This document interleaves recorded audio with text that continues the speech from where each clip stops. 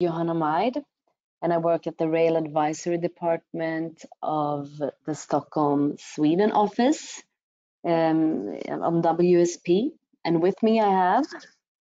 My name is Oier Lopez de Brinäs, and I'm an associate investigator at the WSP Rail Advisory in the Stockholm, Sweden office. Yes, and just some quick facts before we start. There will be some time for questions in the end, and you can log the questions in the question box of the GoToWebinar control panel during the presentation, and you will receive the paper after the webinar in an email in a download link. Okay, so today in this webinar, we're taking a closer look at rail infrastructure projects. And we've chose to focus on high-speed rail. From idea to reality, why does it take so long in Sweden? With this webinar, we hope to identify best practice for building high-speed rail in the world. Can we learn something from other countries? Oier will give us a more detailed introduction on this topic, and then we'll go through the countries we chose to analyze, followed by a summary and some conclusions. So take it away, Oier. Yes, thanks, Johanna. So to begin with, what do we mean with high-speed rail? Well, there's no international standard regarding high-speed rail, but it's commonly considered that new lines with maximum speeds over 250 kilometers per hour and existing lines with maximum speeds over 200 kilometers per hour are considered high-speed rail. But now, talking about Sweden, Sweden has been discussing high-speed rail since at least the 90s, the early 90s, where the current proposal of linking Stockholm to Gothenburg and Malmö, the second and third largest cities in the country, was first proposed. But it seems that nothing or barely nothing has happened since then. So we feel like it's going pretty slowly here in Sweden. So we wanted we wonder, is it really that Sweden takes a lot of time to build this kind of infrastructure, or is it just so that it takes a lot of time to build high-speed rail infrastructure?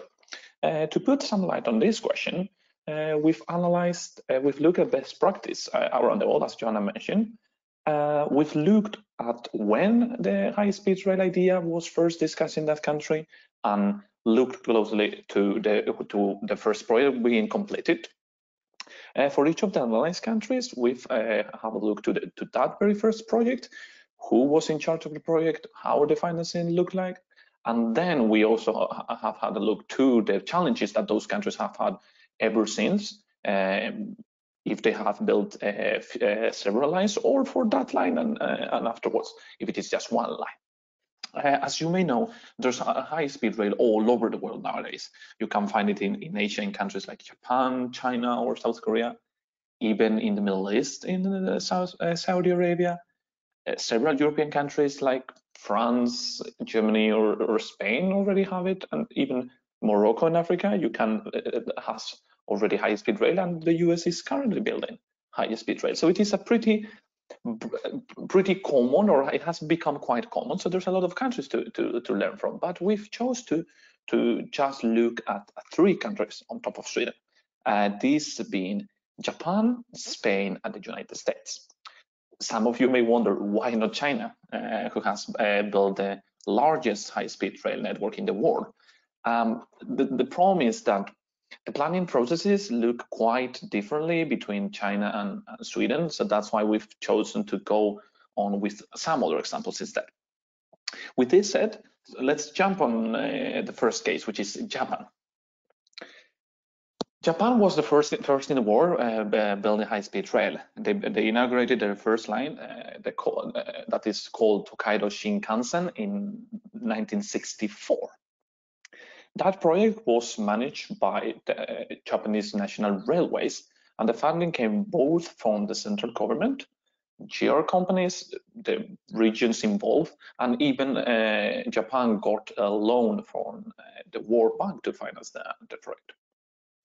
Ever since, Japan has become probably the most successful high-speed rail country in the world, and among the best, if not the best, regarding high-speed rail technology. But this doesn't mean that they haven't faced challenges along this way. For example, Japan has several times attempted to incorporate wide gauge into their system, but have not been lucky with this. On top of that, the very first line, as you see in the timespan on the picture, was halted due to World War II. So it took way longer than what was envisaged. And last but not least, and something that probably many of us can relate to, Japan has had several problems due to the challenging geography of the country that has caused various environmental problems, such as groundwater leaking into the tunnels of the latest line in construction, the maglev Shinkansen. As you see, being probably the best high-speed rail country in the world doesn't mean that you cannot, that you are not going to face challenges along the way. But Japan is a bit far away, both geographically, but when we talk about legislation primarily, that's why we wanted to look at the EU country, which has a more similar legislation than that we can find in Sweden, and that's why we've looked at Spain. Spain has, during the last 35 years, built the world's second largest high-speed rail network. The very first line between the capital Madrid and the southern city of Seville was inaugurated in 1992. This project was managed by the Spanish government through the Ministry of Public Works and Transport and the National Rail Passenger Company, Renfe. In the case of Spain, the big part of the financing came from the European Commission, the European Regional Development Fund, and the European Investment Fund. So a lot of EU financing for this project. On top of that, both the national and regional governments involved in Spain also took part in the financing of this project. Since then, Spain has been quite successful building a pretty big network in such a short time, but they've also faced several challenges along this journey. For example, as you see in the time span on the picture, the very first line had a very tight timeline, mainly because of political interests. The running government wanted the line to be operational by April 1992, in time for the opening of the Universal Exposition that took place in Seville that year. Building such a big network has, of course, had a cost, and in the case of Spain, a very high cost, one could say, almost 56 billion euros so far, 65.7 billion US dollars. And the network is not completed yet, so this figure is expected to increase during the upcoming years. Building such a big network has also meant that in the end, it has experts have seen that only 70% of all high-speed rail passengers travel in 4 main routes from Madrid, which means that the network is, of course, underused. And this, in the end, results in less money being collected as what it was planned in the beginning when these lines were proposed. But both Spain and Japan have well-running networks, and that's why we wanted to look at a country that is currently building their first high-speed rail line. So that's why we had a look to the US, where the California high-speed rail corridor between Anaheim, Los Angeles, and San Francisco is currently being built. As you can see, in this case, it is not the national government or the federal government in DC which is in charge of the project. It is rather the state of California through the California High-Speed Rail Authority, which is in charge for a project, in contrast to Spain and Japan. The financing of this project in California comes both from different grants that from the federal government, but also from the state of California itself. And one noteworthy financing stream here is the California's cap and trade system. The state uses 25% of the annual revenues of their CO2 emission market to finance this project. As said, as you can see in the picture, the US has discussed high-speed rail for a long time now, and of course has faced different challenges during these years. For example, high-speed rail has become a kind of a political question, and in the end, some changes in governors have meant that some projects have been paused or even shelved in the end.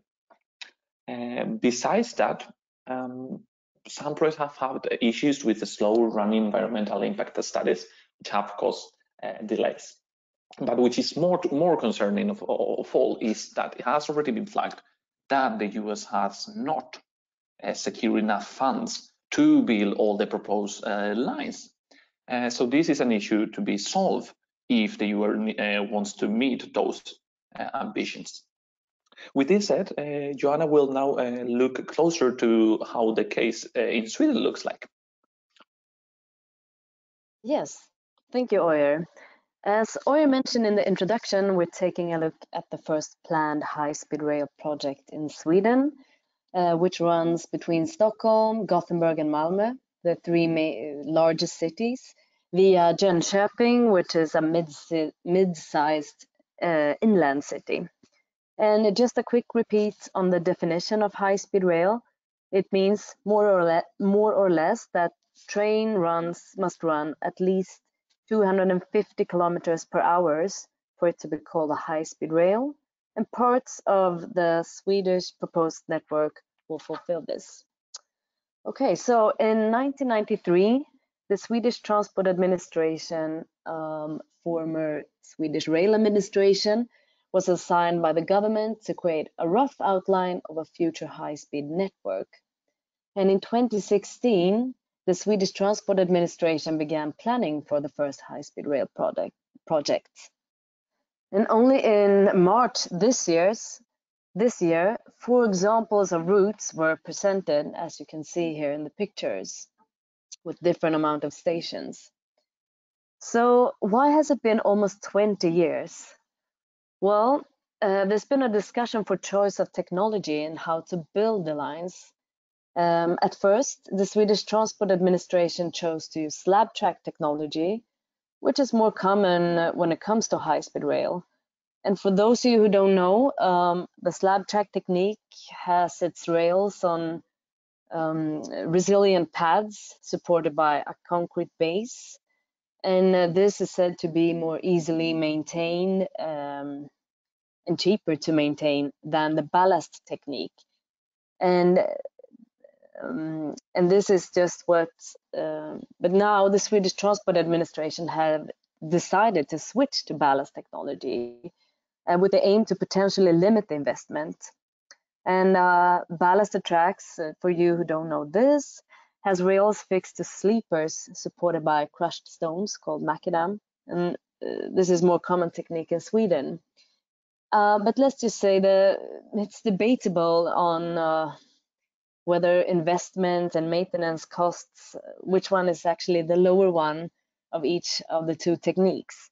This seems to be a worldwide debate as well. And then secondly, insufficient funding. The government has been pressing for a budget of 205 billion SEK, which is $24 billion. But the Swedish Transport Administration estimates a cost of $34 billion.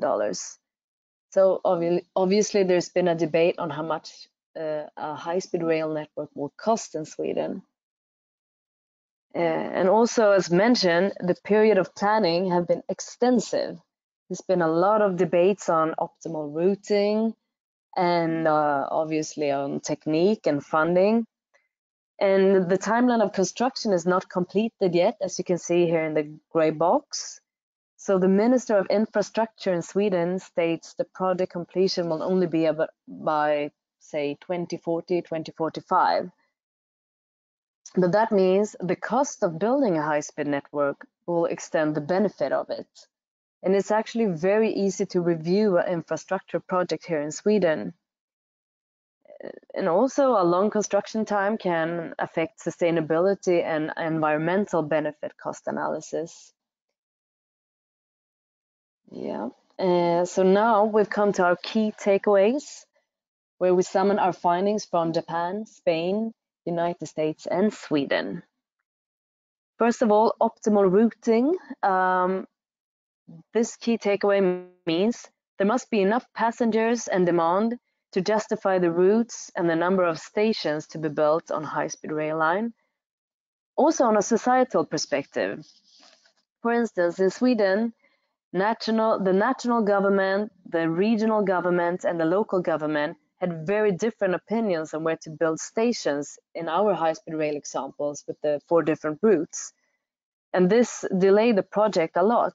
The local governments, of course, wanted to have a lot of stations within their community, whereas the national government had a different perspective. So it's important to assess what you want to achieve. Cost-benefit analysis. This one is closely linked to the first one. Can a high-speed rail network attract enough riders to justify the investments? Oier mentioned this in Spain, the example of Spain having 4 main lines of high-speed rail network that takes 70% of all the high-speed rail passengers, leaving the rest of the second largest network in the world of high-speed rail to 30% of the rest of the passengers. Future-proofing. Well, in short, it's important to have a budget with an assessment of forecasted economic condition. These infrastructure projects exceeds over a long time. And again, in the Spanish example, the national treasury is significantly thinner now after 35 years than when the first high-speed rail project started. And this is a bit outside this presentation, but there's actually debates if high-speed rail should be financed by loans from the government or not. So should high-speed rail be financed by loans from the government or not? We don't know. Okay, political agreement. This takeaway is what Oier and I find being one of the most important ones. Political agreement between the main parties, the national and regional bodies, and also with the support on EU level, financial support. This was a strong factor that helped Spain complete their first project in record time, as opposed to the US example where, for instance, in Florida, a newly elected governor canceled a high-speed rail project in his term of office. So a project can basically be canceled due to political fluctuations. And the last key takeaway is choice of technology. So it is said that if a high-speed rail should compete with air traffic, the travel time must be under 3 hours, regardless of the length of the high-speed rail route or distance. So it's important that the resultant system is able to support a speed which can serve as an alternate to air traffic. In Spain, again, as an example, trains between Madrid and Leon travel at 39% of the speed they were designed for. So the trains are more modern than how they are used. So this put a question on the socioeconomic calculations, meaning that the cost of building these modern trains is higher than how they're actually used. Okay. So, what have we learned today? Our initial question was, why does it take so long in Sweden to start and complete a high-speed rail project? And when we've gone through our key takeaways, given that there are benefits of introducing a high-speed rail network, we find that a long-term political vision of a high-speed rail is needed, regardless of political affiliation, political fluctuations, or ending of a term of office. All the main parties need to agree. These are long-term projects, so we're looking for a brave visionary here with a long-term perspective. Hopefully, this overview insight can inspire Sweden to end up with a successful high-speed rail project, or perhaps some other country. So now, thank you very much for your participations. Are there any questions? You're free to ask. Thank you, Johanna and Oier, for a fantastic presentation. So just a reminder, before moving into the Q&A period, I would like to remind attendees to enter your questions in the question box on the GoToWebinar platform. And also you can download the PDF version of the presentation from the handout box on the dashboard. The paper itself will be sent to you via email. So I will start with the first question. Or if you can open your webcam, it will be great. Thank you. Why did you choose Spain over France as one of the European countries to analyze, considering that they were the first country to build high-speed rail in Europe? Well, we chose Spain because they were able to build the second largest network, in a very short time, in 35 years. But we know that France was, we considered France a lot because it was the first country in Europe to introduce high-speed rail network. But we focused on how to quickly build a high-speed rail network. So we chose the Spanish example because of that. Thank you. Can you provide more example of socio-economic calculation linked to high-speed rail? Yes, so Johanna mentioned, for example, the environmental benefits that high-speed rail can have. If, for example, passengers switch from flights to trains. But for example, in Sweden, one socioeconomic benefit that is that has been poured onto the table and has become one of the main ones has been the increased housing construction that high-speed rail could allow in those areas where the high-speed train calls, because it will also make those places more accessible to the big cities where the biggest economies are, etc. So they believe that making those cities accessible to bigger economies will also boost both their economies, employment, and also educational opportunities for their inhabitants. And thus, they could even attract more people to their cities, fleeing, let's say, the high apartment prices in Stockholm, for example. So that's a very one of the big major ones in Sweden, and some others that they have been that have been considered, for example, reduced car accidents in Swedish roads thanks to more people traveling by train than by car between the big cities, or even noise reductions, both due to less cars on the roads, but also due to less flights, less at least national flights with between Stockholm, Gothenburg, and Malmö, which are some probably the two major national air markets in Sweden. Yes. But I also think, I mean, it's debatable, depending on whether high-speed rail, depending on perspective, it's debatable whether high-speed rail is the only way of connecting cities and societies to increase economy. And there's been studies of economic studies where smaller cities will benefit a lot from introducing regional trains that take them to mid-size cities with universities or more jobs, and that can also boost the economy. But I think both of these two different infrastructure type of projects are very beneficial. But just on the other side of perspective, in Sweden, there's a lot of debating going on that it's better to increase our regional network for an economic boost than just increase more business between the larger cities. Thank you. Thank you. Is high-speed rail getting outdated?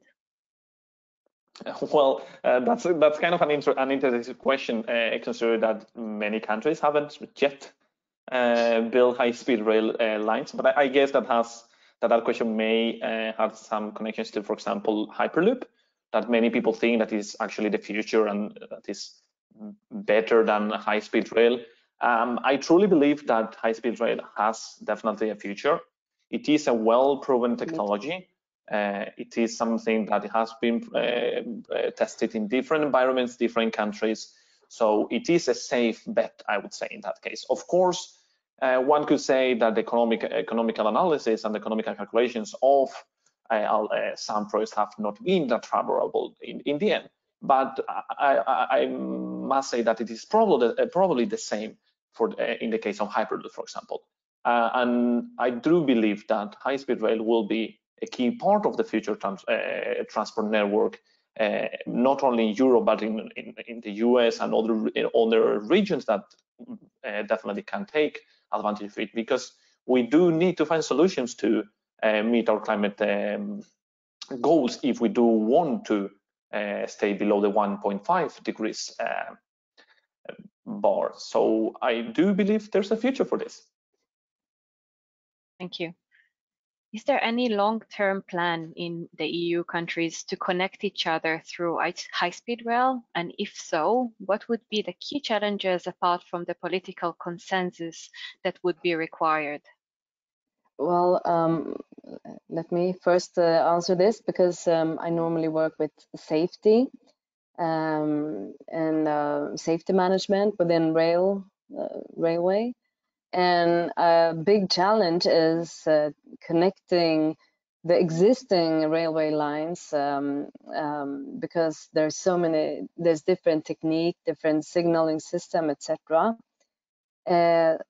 However, perhaps if all the countries use the same high-speed rail technique, it would be easier. But as I just said about the Swedish example, the Swedish Transport Administration chose to not use the very common slab track technology. And I think in France they use ballasted tracks for their high-speed rail. So first there's a technical issue, there's a safety issue with different signaling system, and this is already quite a big challenge. However, since high-speed rail, maybe since it's a newer technology, perhaps it's easier to connect Europe with this. I don't know. But I would say, yeah. Yeah, We're I mean, already there having a are challenge today. Yeah, there are definitely plans. For example, I don't know if anybody in the audience have done it, but you can actually travel by TGV from Paris to, for example, Switzerland to Germany. You have the Thalys that connects Paris to all the way to Amsterdam through Brussels. So there are connections. There's plans for, there's already also a connection between France and Spain through Barcelona. And there's also, for example, plans for a connection on the other side of the Pyrenees through Aquitaine and the Basque Country. So there are, of course, plans. But as Johanna mentioned, there's also the usual cross-border rail issues in Europe with different signaling, different power systems, etc., that need to be solved. Thank you. We will have time for the last question. There are additional questions that will be answered directly by the presenters. Apologies that we don't have time for more questions. The last question is, what are the key risks associated with high-speed rail infrastructure in subarctic zones? Well, it's a bit colder, but also so maybe some permafrost or issues like that. Maybe logistic issues in more remote areas. But still, the largest project risks, I think, are the ones we concluded in our presentations, which is political fluctuations, funding, budget risks due to weaker economy, project canceling. Yeah, I just said that, right? Due to political fluctuations. Yeah, so I think it's more the project risk will probably be more of that sort of type. Less related to the temperature. Thank you. Yeah. Yeah. Okay. Perfect. Thanks. Thank you so much. So we're at the end of our webinar session. Thank you very much for presenting today, Oier and Johanna. You can find their details on the screen, and I would like to thank all attendees for joining today. Thank you for your time. Thank you. Thanks, everybody.